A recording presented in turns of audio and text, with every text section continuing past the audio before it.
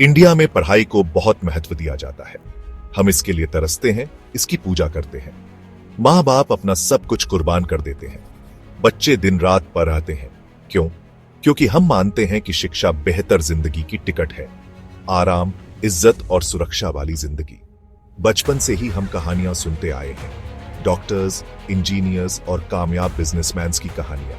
इन कहानियों में शिक्षा हीरो होती है। ये वो जादू की छड़ी है जो आम जिंदगी को खास बना देती है। लेकिन क्या होता है जब ये जादू खत्म हो जाता है? सच्चाई ये है कि इंडियन एजुकेशन सिस्टम अक्सर ऐसे वादे करता है जो वो पूरे नहीं कर सकता। ये कामयाबी की एक खूबसूरत तस्वीर दिखाता है, लेकिन रास्ता कांटों से भरा होता है।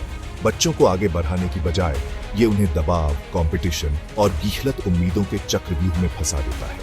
कई लोगों के लिए इंडियन ड्रीम एक बुरे सपने में बदल रहा है। हमें जागने और खुद से पूछने की जरूरत है, क्या यही वो शिक्षा है जिसके हमारे बच्चे हकदार हैं? इंडियन सोसाइटी को बिना मांगे सलाह देने का बहुत शौक है, खासकर जब बात पढ़ाई की हो। बेटा, क्या पीआईएच रहे हो? यह सीधा सा सवाल कई पीढ़ियों का बोझ लेकर आता है। इंजीनियरिंग या मेडिकल? इंडियन कामयाबी के दो खंभे। प्यार और डर से प्रेरित होकर माँ बाप अपने बच्चों को इन सेफ करियर की तरफ धकेलते हैं। वो इसे अपने बच्चों का भविष्य सुरक्षित करने का अपना फर्ज समझते हैं, लेकिन इस चक्कर में वो अक्सर अपने बच्चों की ख्वाहिशों को दबा देते हैं। शर्मा अंकल अमेरिका में अपने इंजीनियर बेटे के बारे में शेखी बघारते हैं। वर्मा आंटी लंदन में डॉक्टर बेटी की बातें करती नहीं थकती। अचानक आपके अपने करियर के चुनाव कमतर लगने लगते हैं। आप अपने सपनों पर ही सवाल उठाने लगते हैं। ये प्रेशर कुकर जैसा माहौल क्रिएटिविटी और अपनी पहचान को दबा देता है। ये स्टूडेंट्स को बना बनाए सांचों में ढलने पर मजबूर करता है। नतीजा, थकी हुई, मायूस युवा पीढ़ी। इंडियन एजुकेशन सिस्टम एक भूल भुलैया की तरह है।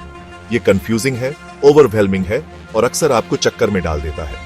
स्टूडेंट्स पर जानकारी की बमबारी होती है। रट्टा मारना आम बात है। क्रिटिकल थिंकिंग नाम की चीज नहीं।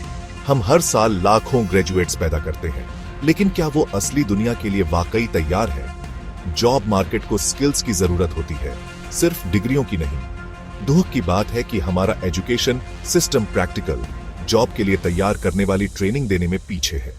मार्क्स और रैंक पर जोर देने से एक ग्लाकाट कंपटीशन वाला माहौल बनता है। स्टूडेंट्स को एक दूसरे के खिलाफ खड़ा कर दिया जाता है। कोलैबोरेशन और टीम वर्क पीछे छूट जाते हैं। सिस्टम समझने से ज्यादा रटने को, सवाल करने से ज्यादा आज्ञा मानने को इनाम देता है। ये पुराना तरीका स्टूडेंट्स को 21वीं सदी की चुनौतियों के लिए तैयार नहीं कर पाता। अब समय आ गया है कि हम इस पुराने सिस्टम से आजाद हों और एक ऐसा सिस्टम बनाएं जो स्टूडेंट्स को आगे बढ़ाए, न कि फंसाए। सेक्शन 4, महत्वाकांक्षा की कीमत। मानसिक स्वास्थ्य संकट और उम्मीदों का भारी बोझ।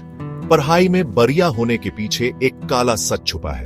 इंडियन स्टूडेंट्स में मेंटल हेल्थ क्राइसिस महामारी का रूप ले रहा है।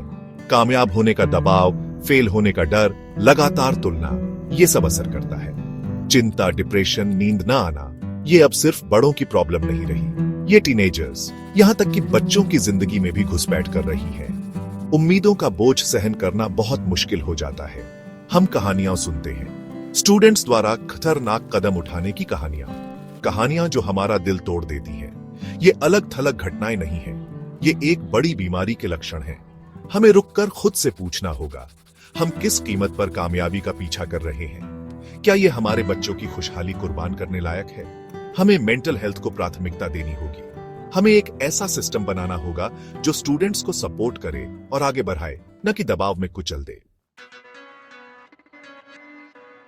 सेक्शन 5, भूल भुलैया में खोए, संघर्ष और निराशा की असली कहानियां। आरव से मिलिए। एक होशियार नौजवान लड़का जिसे साइंस से प्यार था। वो एस्ट्रोनॉट बनने का सपना देखता था, लेकिन उसके मां बाप के दूसरे प्लान थे। उसे इंजीनियरिंग में धकेल दिया गया। अब वो एक ऐसी नौकरी में फंसा हुआ है जिससे उसे नफरत है। उसके सपने धुंधले पड़ते जा रहे हैं। ये सिर्फ आरव की कहानी नहीं है, ये अनगिनत नौजवान भारतीयों की कहानी है। एक ऐसे सिस्टम में फंसे हुए जो अपनी पहचान से ज्यादा एक रूपता को महत्व देता है। वो एक अधूरी जिंदगी जीते हैं। प्रिया को याद है, अपनी क्लास की टॉपर। उसने हर एग्जाम में टॉप किया, हर स्कॉलरशिप जीती, लेकिन दबाव उस पर हावी हो गया। हमेशा परफेक्ट होने की, सबकी उम्मीदों पर खरा उतरने की जरूरत ने उसे तोड़ दिया। उसका ब्रेकडाउन हो गया, उसके सपने चकनाचूर हो गए। ये कहानियां हमारे खराब एजुकेशन सिस्टम की मानवीय कीमत की कड़वी याद दिलाती हैं। हमें इन आवाजों को सुनने की जरूरत है, हमें उनके अनुभवों से सीखने की जरूरत है।